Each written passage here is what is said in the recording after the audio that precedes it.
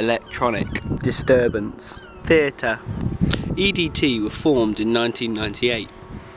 They are an internet performance activist group. EDT are considered hacktivists. One of their most notable hacktivist-based events is a virtual sit-in. A virtual sit-in. A virtual sit-in. A virtual sit-in. A virtual sit-in.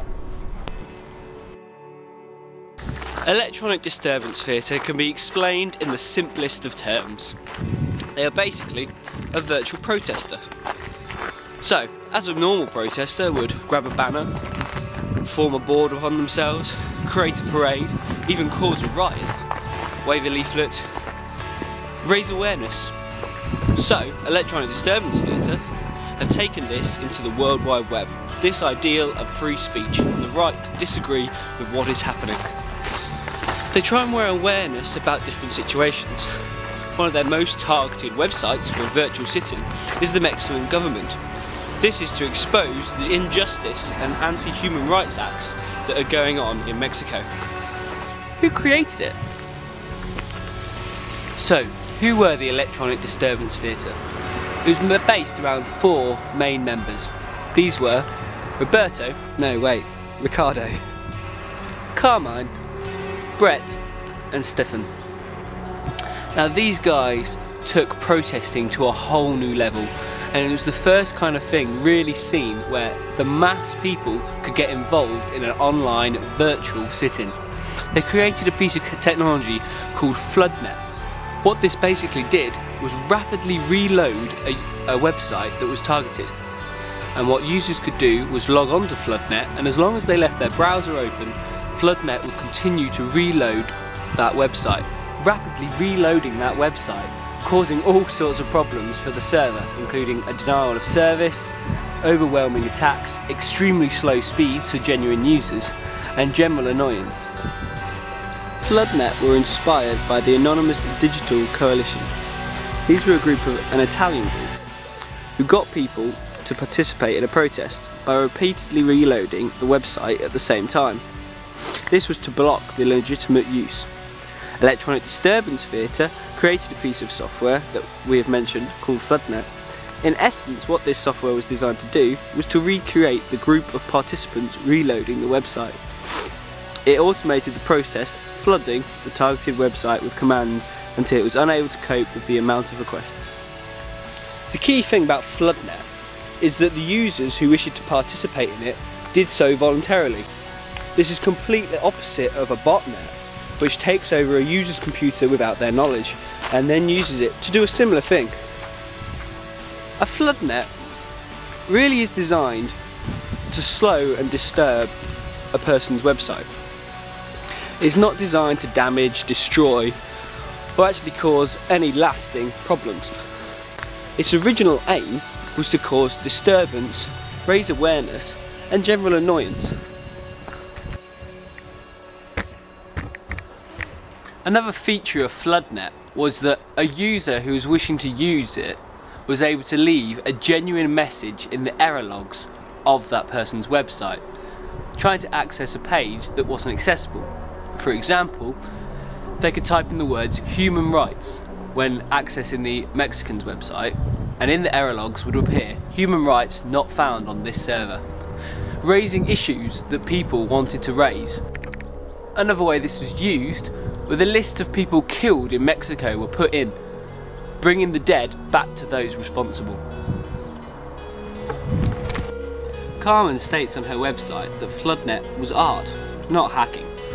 FloodNet never accessed or destroyed any data, nor did it tamper with security, nor did it change the website, nor did it crash any servers. FloodNet was an internet art performance which consisted of 9 acts. It was first used on April the 10th, 1998 and last used on December the 22nd of 1998. FloodNet sadly is no longer in use. The performance is over. But how do I get involved?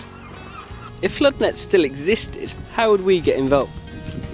Basically, a website of an institution or a symbol of the Mexican government or maybe the Pentagon would be targeted on a particular day. A link to FloodNet is then posted in a public cool location. Nowadays this might be Twitter, Facebook, Bebo, MySpace, chat rooms, MSN. Net surfers then follow this link, and all they have to do is leave their browser open, and FloodNet will automatically reload the targeted website again and again and again. The intent to disrupt the access of the target website by flooding the host server with requests for the website, denying legitimate use.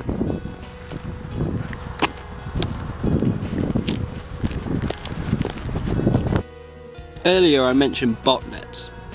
Now this is similar technology to FloodNet. However, a botnet is also known as a zombie army. It is a number of internet computers that, although their owners are unaware of it, have been set up to forward on transmissions. These include spam and or viruses to other computers on the internet. Any such computer is referred to as a zombie. In effect, the computer becomes a robot or a bot and serves the wishes of some other master of spam or virus originator. Most computers are compromised in the way are home-based. According to a report from Russian-based Kasper Labs, botnets, not spam, viruses or worms, currently pose the biggest threat to the internet. Other similar internet companies came to the same conclusion. What Electronic Disturbance Theatre managed to do with FloodNet was make it so that virtually anyone could protest online. Okay, they selected the target, but it meant that anyone that was interested was able to have their say and put their words into action with the use of the error logs. People didn't have to be hackers, they didn't have to know much about computers. All they had to do was turn on their computer, log on to the FloodNet link and leave their browser open, making a protest simple and a virtual sit-in a lot easier than a normal sit-in where you had to sit in a building for hours, possibly days on end. I found doing this wiki report actually quite difficult, with a collection of different sources and kind of a copy and paste mentality that I got into, where I was just gathering information and then removing the junk and filtering out the rubbish that was inside of it. Now my Wikipedia entry actually got deleted off Wikipedia after I put it on. Apparently didn't confine to the way that they'd done it and didn't have enough sources. This was strange as it had a lot of sources. However, I believe I did it in the wrong way and didn't show them well enough how I'd referenced and how I'd sourced.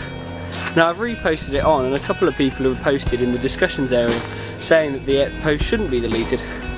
It'll be interesting to see what happens, as there is actually now a new post about Electronic Disturbance Theatre by another artist, which in my opinion doesn't actually cover as much as I've covered in mine. Anyway, never mind.